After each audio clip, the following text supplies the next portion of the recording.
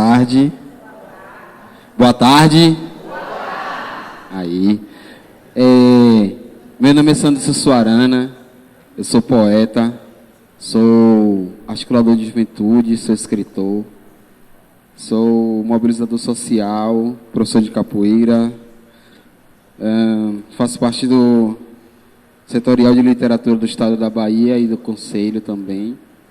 Faço parte dos APNs, que é Agente de Pastoral Negro, do grupo Recital Ágape, do SEMPAC, que é o Centro de Pastoral Afro, Padre Heitor Frisotti, do Hip Hop na Onça, enfim, de uma série de coisas que a gente desenvolve lá na Sussuarana. Eu já publiquei e organizei 5 livros, 3 deles pelo Sarau da Onça, na verdade todos 5 pelo Sarau da Onça, mas 3 são específicos do Sarau da Onça, um é só meu e um é do grupo Recital Ágape, que eu faço parte. Eu escrevo, vai fazer 10 anos que eu escrevo especificamente para poesia, né? Mas voltada para poesia marginal ou periférica, ou ainda que chame de literatura negra. Tem um sarau chamado Sarau da Onça, lá em Sussuarana, que fez 8 anos agora, no dia 7 de maio. E é um espaço onde a gente desenvolve alguns encontros para fazer poesia. No começo era somente para modificar a visão que a mídia tinha sobre os bairros periféricos, e especificamente sobre Sussuarana, que se falava que era um dos bairros mais violentos da capital, com até 23 mortes por final de semana.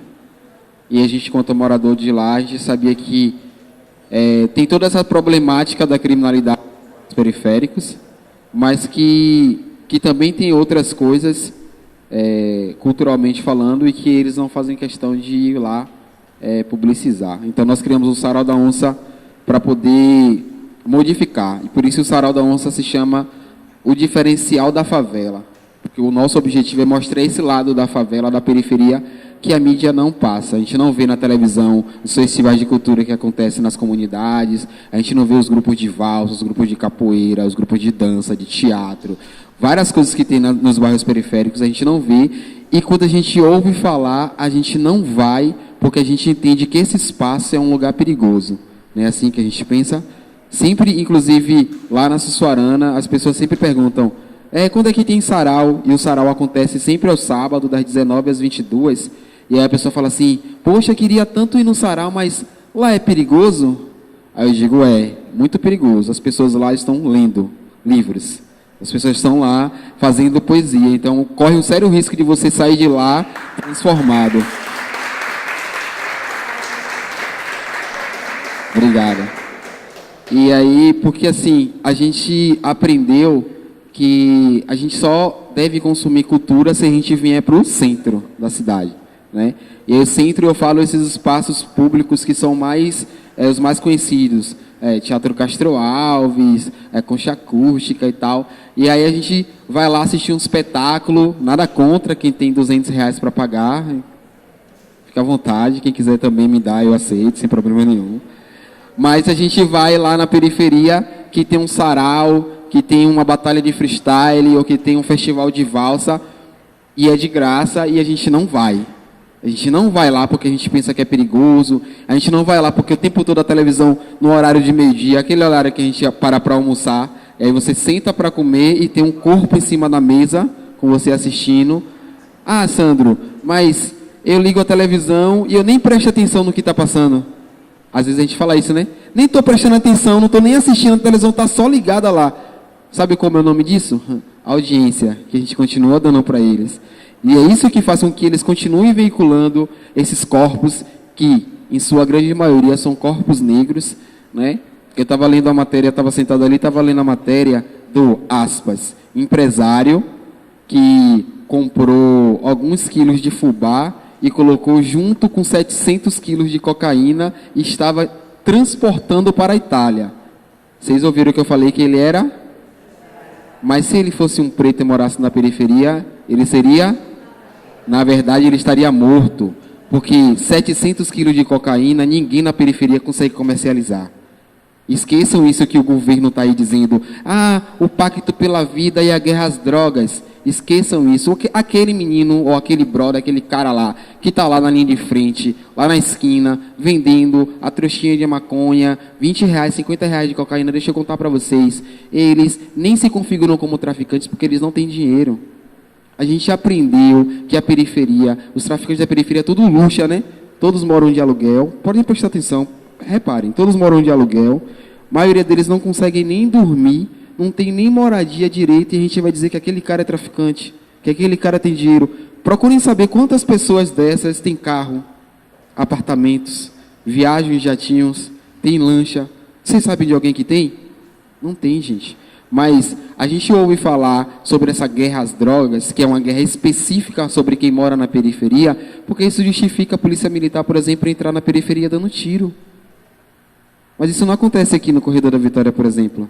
Vocês já ouviram falar sobre bala perdida aqui no Corredor da Vitória? Já ouviram falar sobre isso lá na Barra? Já ouviram falar sobre isso no Rio Vermelho? Mas ali no Rio Vermelho, do outro lado, no Nordeste de Amaralina, quem já ouviu falar sobre bala perdida no Nordeste? Mas o Nordeste de Amaralina é fronteira com o Rio Vermelho. Mas no Rio Vermelho tem bala perdida? Mas no Nordeste tem, porque o Nordeste é um bairro periférico. Então justifica fazer essa guerra às drogas, porque a gente valida isso o tempo todo. Então, o sarau da onça, o livro que a gente publica, os eventos que a gente faz, são todos para contrapor todas essas informações que estão o tempo todo aí sendo massificada. Que a periferia só tem criminoso mesmo, tem um monte de gente inteligente, um monte de gente que está estudando, um monte de gente que está tentando melhorar esse país, mas a gente está lá, à mercê, sempre sofrendo, correndo um sério risco de levar uma bala que não é perdida, porque ela sempre encontra o corpo de uma pessoa negra, né? Vídeo o caso de Amarildo, vídeo o caso de Cláudia, Marieles, né? Menino Joel, vocês ouviram falar do menino Joel? Aqui no Nordeste de Amaralina, 4 anos, 10 anos de idade, brincando no quintal de casa, tomou vários tiros e a polícia disse que ele estava correndo porque ele era um aviãozinho. Imaginem só. Vídeo o caso do menino que estava com guarda-chuva e tomou um tiro, mais de 80 tiros, 111 tiros. Então, assim, a gente faz as poesias lá, né, para transformar, né? A gente tem uma poesia do Grupo Ágape que fala assim, que o nosso objetivo é tirar do lugar comum, né, chamar para o debate. Porque durante muito tempo a gente foi calado, né, a gente foi silenciado, a gente não podia falar. Eu sempre falo que esse espaço de estar à frente, para a gente que mora na periferia, é negro, vem de escola pública, esse espaço aqui, de estar à frente, ele não é nos ensinado como administrar isso, a gente não sabe lidar com isso. A gente cresceu, eu, por exemplo, né, eu falo sempre da minha experiência com isso, que na escola pública, eu cresci aprendendo que ir à frente era um desafio e que estar ali naquele espaço era um lugar onde as pessoas não queriam que eu estivesse, porque era uma disputa. Pense só, eu era uma criança, devia ter, sei lá, 8 anos de idade, na escola pública, tinha medo de ir na frente, tomar lição de casa com minha professora, porque os meus próprios colegas em sala de aula ficavam me vaiando se eu errasse a palavra, ou se eu gaguejasse. Minha própria professora e outros professores, naquele tempo, né, mais antigo, não tão antigo assim, né, que eu sou um neném, mas os professores chamavam a gente de burro. Se a gente não soubesse, falava assim. E tinha uma brincadeira que era não sabe, orelha de burro. Essa brincadeira, isso é de uma maldade sem tamanho para a cabeça de uma criança que está naquele espaço querendo aprender. E aí seus colegas vão, e quando você erra e fala não sabe, vai ter que aprender. Orelha de burro, cara de ET. Primeiro está dizendo que o menino não é inteligente, segundo está dizendo que ele não é bonito, não tem beleza. A gente cresce sabendo, primeiro a gente é negro, né? Cresce sabendo que a gente não tem beleza, né? A gente não cresce ouvindo aquelas coisas, nossa, meu filho, você é tão bonito, seu cabelo é tão bonito, né? Como é que faz para lavar? A gente ouve isso, né? Como é que faz para lavar o seu cabelo? Passa pente, né? O creme aí funciona, é assim que a gente ouve. Então, lá, e aí eu cresci, né, sabendo disso, tendo esse medo, ao mesmo tempo que dentro de casa, nossos pais, nossa mãe sempre diz pra gente, você precisa ser mais inteligente do que todo mundo. E aí tem Mano Brown que ele fala, né? Você precisa ser 10 vezes melhor. 10 vezes melhor, 100 vezes melhor. A gente está o tempo todo dentro da escola pública tentando ser melhor, porque se a gente não for melhor o tempo todo, o sistema ele vai estar dizendo que a gente não é capaz, que a gente não vai vencer, que a gente não vai chegar em lugar nenhum. E está aqui contrapor tudo isso que o sistema diz. Passar dos 14, dos 15 anos, para quem mora na periferia, é jovem, é negro, né, filho de mãe, que é doméstica, pai pedreiro, muitas vezes, ou semi-analfabeto, para a gente passar dos 14, dos 15 anos, sem entrar na estatística de estar na criminalidade, sem entrar na estatística de ser assaltante, traficante, ladrão, enfim, qualquer uma dessas coisas, para a gente é uma vitória muito grande, muito simbólica, principalmente para quem vem depois da gente. Eu cresci com pessoas da minha família dizendo que eu seria uma dessas pessoas na estatística, que eu não passaria dos 18 anos, que eu viraria um traficante, ou seria ladrão, ou qualquer coisa disso aí, e eu não chegaria aos meus 18 anos porque estava destinado a fazer isso, e isso era uma coisa que estava no meu, aspas, destino. E aí desses meus parentes que falavam isso, e falavam de boca cheia, gente, assim, não era aquela coisa de falar com o vizinho, não, era falar diretamente assim, você não vai ser ninguém, sabe? Você não vai ser nada na vida. E aí o neto dessa pessoa hoje fala para ela que ele quer ser igual a mim. E toda vez que eu vou, eu fui na casa dessa minha parenta, não por ela, mas por ele, mais recente, e aí ele estava conversando comigo, é um coleguinha, ele tem 5 anos de idade. O coleguinha dele estava passando do outro lado da rua, ele aí foi falar com um colega, e ele falou assim, você conhece aquele ali? Ali é meu primo ali, ó, o homem mais importante da cidade. E assim, para mim, isso é de uma felicidade imensa, ouvir uma criança de 5 anos. Por que ele falou isso? Porque eu publico livro, tem um livro que tem, na capa do livro tem a minha foto, né? E aí quando ele pega esse livro, ele fala para a avó dele, quando eu crescer, eu quero ser igual ao meu primo. O quanto isso é simbólico para a gente que cresce sem ter essa referência positiva dentro da família, dentro da nossa história, enfim, uma série de espaços, de ambientes que dizem o tempo todo que a gente não tem capacidade de vencer na vida. E eu falo vencer na vida não é vencer financeiramente, porque nem sempre ter dinheiro é estar feliz. E eu sou muito feliz por fazer o que eu faço e ouvir, né, esses retornos, porque a gente fala assim que na pior das situações, ouça as crianças, né? As crianças, elas são muito sinceras, elas são muito verdadeiras. Você quer saber se o que você está fazendo tem um significado? Sente com a criança, pergunte a ela o que é que aquilo está fazendo de melhor para a vida dela, o que é que isso simboliza para essa criança. Então, e aí é isso, né? Tem uma série de coisas lá com um sarau que a gente faz, que quando a gente começou, uma pessoa disse para a gente assim, o sarau é só uma febre, vocês estão aí porque tá um boom, todo mundo está ouvindo falar, essas coisas todas, mas daqui a pouco acaba, não vai durar 1 ano. E aí eu queria encontrar, né? Sempre vou nos lugares, eu sempre falo que eu queria encontrar com essa pessoa de novo, que disse que o sarau não ia durar 1 ano, para agradecer a ela, por ela ter falado que o sarau não ia durar 1 ano, né? Porque graças a ela, todo dia a gente se reinventa para que o sarau continue, só para não dar a ousadia de ela dizer que estava certa, né? Então, ela não mora mais, ela era moradora de Sussuarana, né? Não mora mais em Sussuarana, mora em outro estado agora, mas a gente sempre fala que eu queria encontrar com ela para falar assim, poxa, obrigado por você ter falado que o sarau não ia durar 1 ano, você tinha razão, não durou 1 ano, durou 8, né? Tem 8 até agora.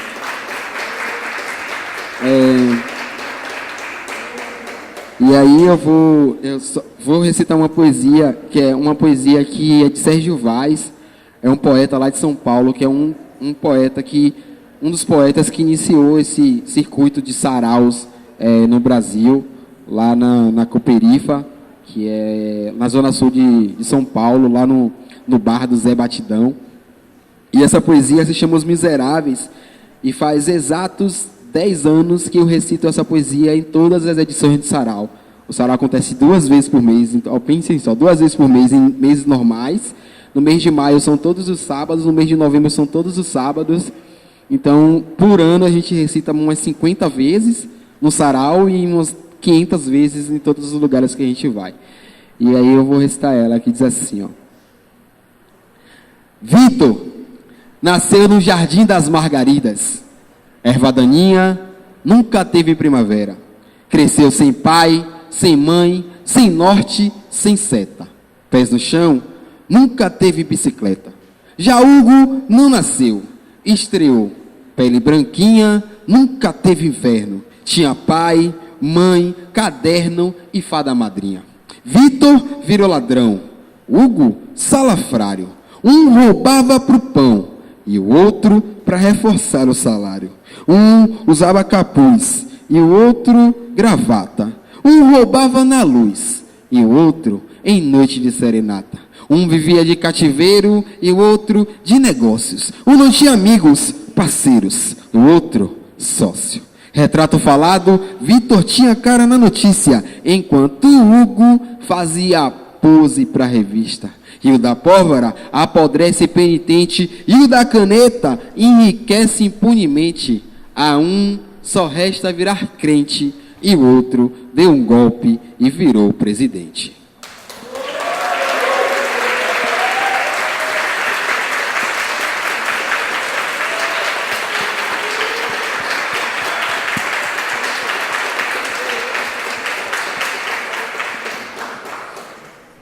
Então, né, as poesias que a gente faz lá são nessa pegada, né, assim, e que é para despertar o senso crítico da nossa galera, né, da nossa juventude, dos nossos moradores, que quando ouviam falar, eu moro na Sussuarana, falavam, lá o bicho pega, né, e aí hoje eu falo assim, mora onde? Mora na Sussuarana, lá tem um sarau da onça, massa, tem um grupo ágape, lá tem um grupo de valsa, tem um grupo de capoeira, tem não sei o quê. Então a gente conseguiu, né, transformar o ideal, a visibilidade que as pessoas tinham, aquele imaginário que se cria, né, que se tinha sobre o bairro de Sussuarana, só voltado para a criminalidade, e hoje a gente conseguiu incutir na mente das pessoas que lá também é um espaço cultural, é um polo cultural. E aí, né, só para eu já encerrar minha fala, né, eu não quero dizer com isso assim que, mas eu estou falando porque eu moro no bairro periférico, que o bairro periférico é um mar de rosas e de flores. Não é. Não estou dizendo isso, nunca, longe de mim falar isso, eu sou morador, eu sei das coisas que acontecem lá. Mas eu também não posso ser hipócrita ao ponto de dizer que eu concordo com a forma como esse lugar ele é tratado o tempo todo. Então, o nosso objetivo é fazer com que as pessoas elas compreendam que tudo isso é uma estratégia do sistema de fazer com que a gente esteja nesse espaço, sempre de forma pejorativa, para que justifique todas as mazelas que eles traz para a gente, né? E incute na nossa memória, dentro da nossa realidade, como a minha vizinha que diz que assiste Se Liga Bocão todos os dias, porque ela fala assim, eu assisto Se Liga Bocão todos os dias porque eu tenho, como é a palavra, Deus? Eu tenho, não é certeza não, sei lá, ela fala que tem alguma coisa lá que vai encontrar, que vai alguém de lá do bairro, que ela vai ver passando lá, no Se Liga Bocão, sabe? Tipo assim, ela não está ali assistindo porque ela vai ver a pessoa fazendo uma coisa boa, ela sabe, ela tem certeza que a pessoa vai passar lá criminoso, morto, enfim. Então, o nosso objetivo é fazer com que a gente apareça nesses espaços, mas a gente apareça de outra forma, não só nas páginas policiais, ou melhor, não mais nas páginas policiais. A gente quer aparecer na página de cultura, na página de educação e outros espaços. Então é isso. Eu queria... sim, né? Eu sou a pessoa que fala, esquece de falar, de mostrar, então. Esse aqui são 2 dos 5 livros que eu já organizei e publiquei. Esse aqui é o Diferencial da Favela, Poesias e Contos de Quebrada, lançado em 2017, todos lançados na Sussuarana, primeiramente, depois a gente vai para outros espaços. Lançado em 2017 pela editora Galinha Pulando, através do edital do Setorial de Literatura do Estado da Bahia. E esse, que é o mais recente, que nós lançamos agora, no dia 11 de maio, se chama Diferencial da Favela, dos Contos às Poesias de Quebrada. Se vocês observarem, todos 2 têm a capa, é um bairro periférico, é uma periferia. Esse aqui é o segundo, essa foto, deixa eu mostrar para vocês aqui. Essa foto, ela é uma foto de lá da Sussuarana.